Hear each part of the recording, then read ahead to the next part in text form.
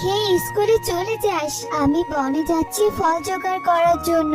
আমার আসতে দেরি হবে রে মা, তুই তাড়াতাড়ি বাড়িতে চলে আসিস। ঠিক আছে মা, আমি স্কুল থেকে তাড়াতাড়ি ফিরে আসবো। তুমি আমার জন্য বাজার থেকে একটা জামা কিনে নিয়ে এসো মা। যদি ফল বিক্রি করে বেশি টাকা পাই তবে জামা কিনে আনতে পারবো রে মা। আর এখন তো বনে বেশি ফল পাওয়াই যাচ্ছে না। আচ্ছা ঠিক আছে, আমি যাই তবে, আমার যে দেরি হয়ে যাচ্ছে। টনি, একা একা কোথায় যাচ্ছ? তোমার সাথে যেতে হবে নাকি? হ্যাঁ বলো বলো, যাওয়ার হলে আমি তোমার সাথে যাই। তোমায় একটু সঙ্গ দেই, একা একা কাজ করতে কি ভালো লাগবে? না না কালুয়া দাদা, আমাকে আর সঙ্গ দিতে হবে না, আমি একাই যেতে পারবো। সব সময় তো একাই যাই, আজকেও যেতে পারবো। তুমি না হয় তোমার কাজটুকুই করো। আরে ও টনি, আমার তো কোনো কাজই নেই। আমার তো শুধু একটাই কাজ, তোমার আসা যাওয়ার পথে দাঁড়িয়ে থাকা। টোনা মারা যাওয়ার পর তুমি তো সব সময় একাই থাকো, তাই টোনার বন্ধু হিসেবে আমার তো একটা দায়িত্ব আছে তোমার দেখাশোনা করার, তাই না? আমার দেখাশোনা করার জন্য তো উপরে একজন আছেই, তিনিই আমার দেখাশোনা করবেন। তুমি তোমার কাজ করো, এবার আমার পথটা ছাড়ো তো, আমাকে যেতে দাও। যত কিছু বলো না কেন টুনি, আমি তোমার পথ ছাড়ছি না।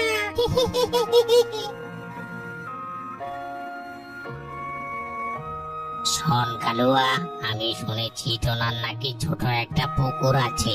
আমি তো ভাবছি ওই পুকুরটা এবার আমি কিনে নেব। তুই একটু টুনির সাথে দেখা করে আসিস। কিন্তু মোড়ল মশাই, আমি যতদূর জানি টুনি ওই পুকুরটা কখনোই বিক্রি করবে না। ওই পুকুরটা টোনার অনেক শখের পুকুর ছিল।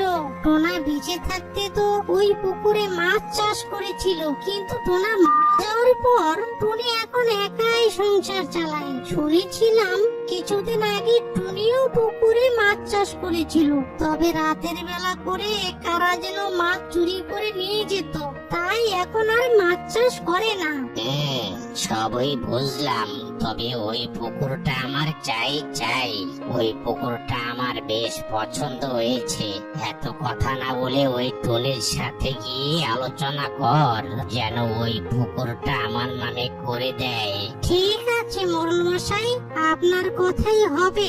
আমি টুনির সাথে গিয়ে কথা বলবো। না, অনেকটা সময় পেরিয়ে গেছে। যেটুকু ফল পেয়েছি এই ফলগুলো নিয়ে বাজারে যাই, আবার যে ফলগুলো বিক্রি করতে হবে। এদিকে বিকেল হয়ে যাচ্ছে, আর যে এখানে থাকা ঠিক হবে না। আরে আরে, কার যেন চিৎকারের আওয়াজ শুনতে পেলাম। ওই তো, ওই পাশ থেকেই তো আসছে। যাই, গিয়ে দেখে আসি কে না কে বিপদে পড়েছে। আমাকে সাহায্য করো মা, আমাকে সাহায্য করো। আমি যে কাদা থেকে উঠতেই পারছি না। অনেক চেষ্টা করলাম, কিন্তু যতবার উঠতে চাচ্ছি ততবার যে আরো কাদার ভেতরে ঢুকে পড়ছি।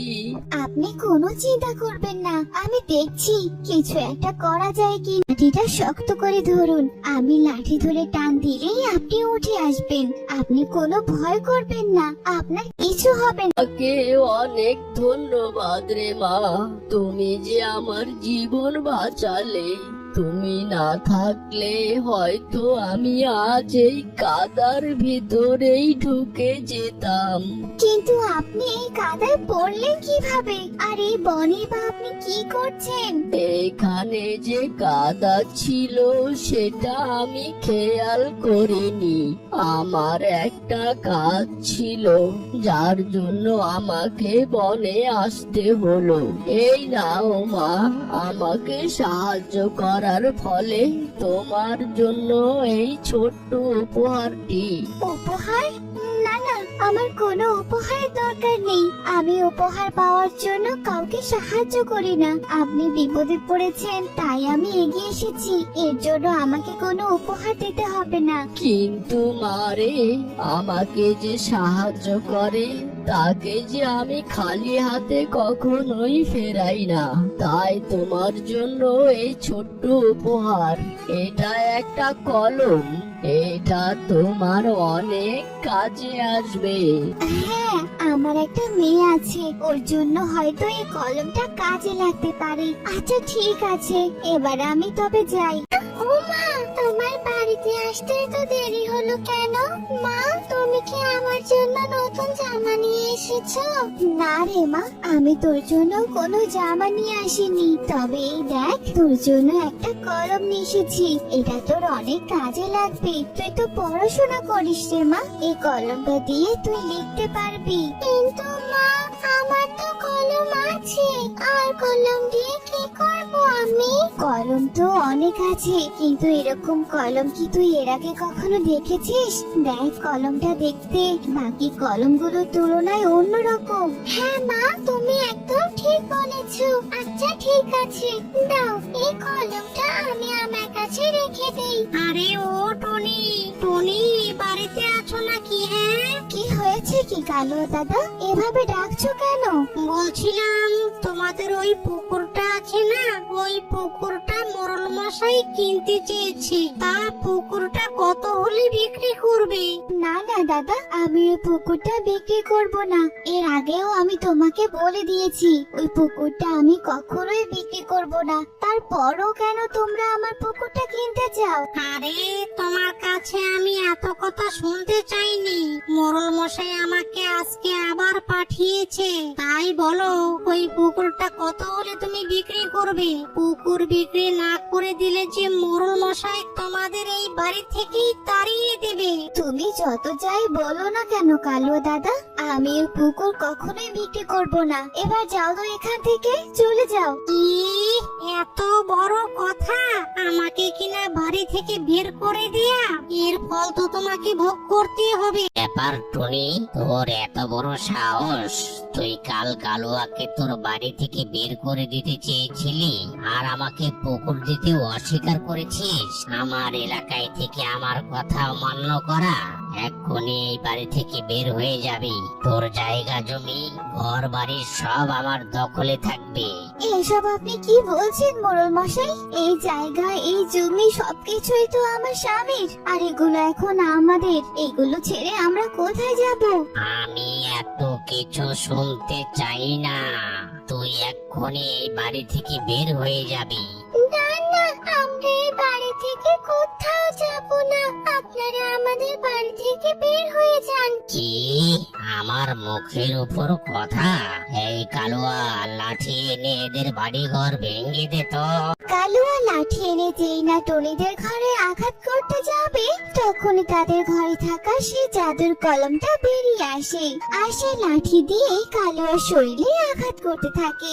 ওরে বাবা রে, মরলাম রে, বাঁচাও রে বাঁচাও। আরে মোড়ল মশাই, তাকিয়ে দেখছেন কি? আমাকে বাঁচান। এ আবার কেমন কলম রে বাবা, আমাকে যে মেরে শেষ করলো। এটা কি করে হচ্ছে? এ আবার কেমন কলম? কলমের ইশারায় যে সবকিছু হচ্ছে। ওরে বাবা রে বাবা, যেভাবে কলমটা কালুকে মারছে, কখন জানি আমাকে আবার মারতে আসে। এখানে আর এক মিনিটও থাকা যাবে না রে বাবা, পালাই পালাই। এসব কি হচ্ছে মা? তবে কি এটা কোনো সাধারণ কলম নয়? এটা কি কোনো জাদুই কলম? হ্যাঁ, আমি হলাম একটি জাদুই কলম। আমি এভাবেই তোমাদের সব সময় সাহায্য করব। তোমাদের কোনো বিপদ হবে না। তোমাদের যখন যা প্রয়োজন হবে তোমরা শুধু আমাকে বলবে। মা, ও মা, তবে কি তুমি সেদিন জাদুই কলম এনেছিলে? এই যে আমাদের ভাগ্য খুলে গেল মা। বাবা চলে যাওয়ার পর তো অনেক কষ্টেই আমরা দিন কাটালাম, তবে এই জাদু কলমের সাহায্যে এখন আমাদের আর দুঃখ থাকবে না। আমরা অনেক সুখে থাকবো মা। তবে উপরওয়ালা আমাদের দিকে মুখ তুলে চেয়েছেন রে মা।